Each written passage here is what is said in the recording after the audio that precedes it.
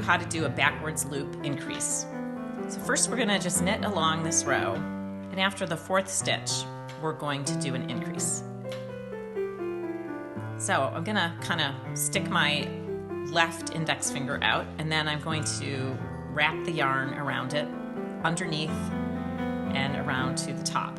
And then I'm going to go to the right with the needle, and I'm going to draw my needle kind of along my finger like this, and I'm going to pick up that loop and slide it off my finger and onto the needle. So let's do that again. Take another stitch, put out my finger, wrap it around, and then over the loop, kind of draw it along my finger and slide the loop off onto the right needle. Let's do it one more time.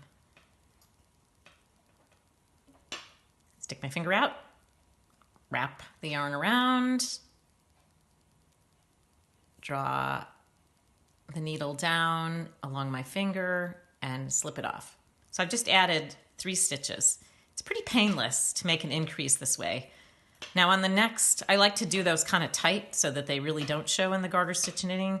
So on this next row, when I come to these stitches, they're going to be a little bit tight. And so I really want to slip them down to the end of the needle without losing them, of course, because they're going to be, hard to knit off because they're going to be a little tight. So here's the first one. So I'm going to pull it way down to the end of the needle and loosen it up a little, and then I can knit it off there.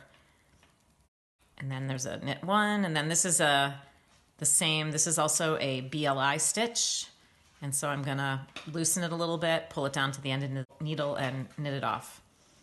Same here. Here's another BLI stitch. Loosen it up, put it through and knit it.